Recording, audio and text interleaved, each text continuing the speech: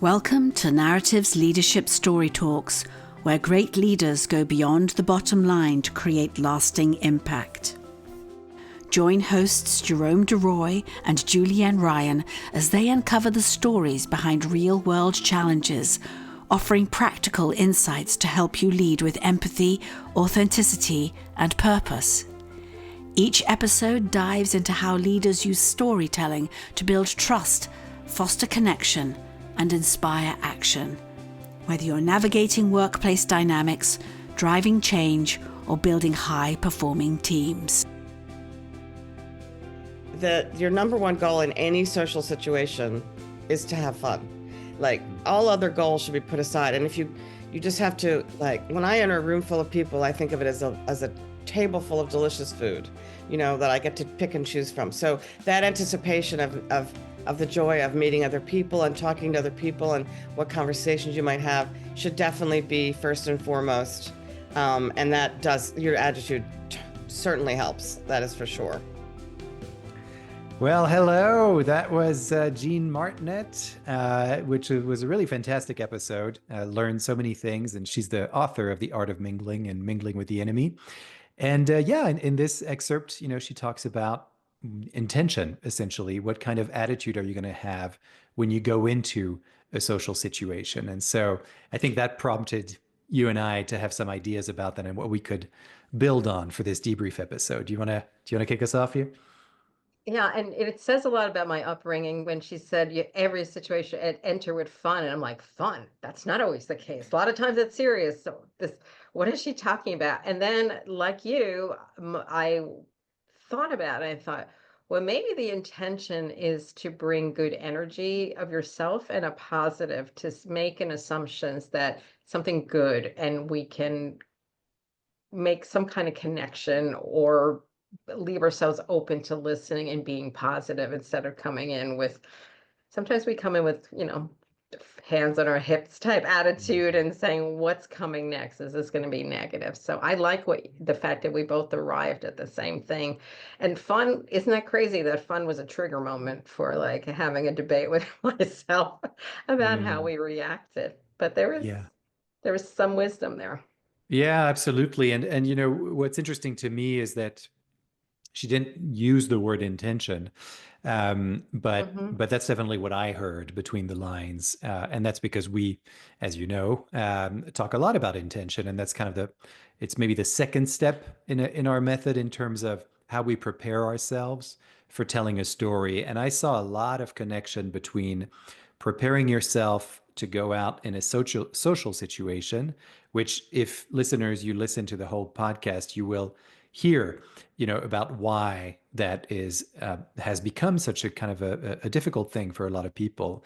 But to me, it's all about preparation. That's what I heard. And it's the same thing when you're preparing for presenting a story, telling a story in front of an audience in particular.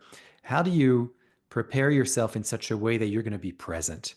And you're putting all, you're stacking the deck in your favor so that you can really connect with that audience. And for us, it starts with listening and kind of really looking at what's getting in your way of your ability to listen and to be present. And then once you've done that, to actually set an intention. And many, many times I've seen that in our workshops, people do use the word fun. They also use the word joy. They use the word creative. And that's by design, because we actually tell people to resist the temptation to choose an intention that's kind of a habit of yours. So for instance, well, I'm going to be analytical. That's my intention. Okay, well, if that's the way you are every day in every meeting, choose something that's not that. And choose more of a way of being, because an analytical is more like you look at a set of data and you analyze it. It's a doing, right?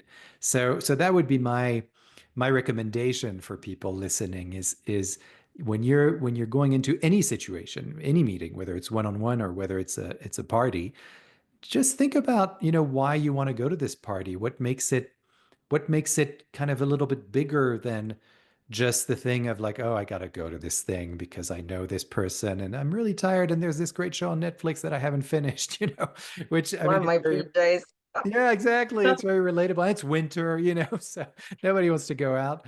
But I think once you find that intention, and fun is a great one, but there's many others, that really kind of gets you out, and it gives you up, and it makes you want to actually interact with other people. See, I'd be curious if people try this to see Uh, how that changes the dynamic when you get there. it's true because it's that call to action and saying, what if you thought about this differently? Or unclenched your hands from the cheese tray table and actually walked over and talked to somebody.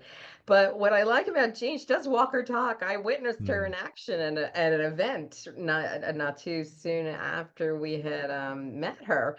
And I was thinking about like she pivoted and talked and connected people, and I was like, she knows what she's doing. And mm, it created a lot of interwoven connections in as a result. So it was fun to watch. And mm, yes, and I did push myself out of my comfort zone. So yeah, sometimes the word that calls to us, we have to stand back and examine and say, what if I thought about this differently? mm. What would be the results, or what could happen? Yeah, yeah, yeah.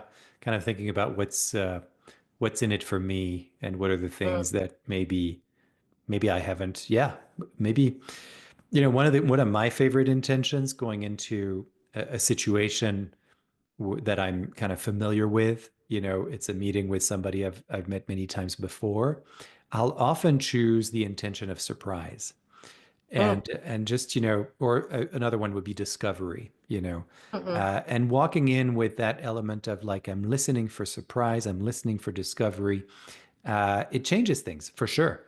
And there are things that come out of that person's mouth that genuinely surprise me. It's almost, I mean, it's weird how that can happen. You put that into your head, and then you write it down somewhere, and then you kind of forget about it.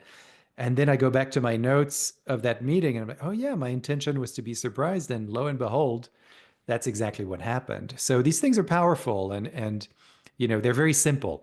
That's the other thing. So I really recommend trying that.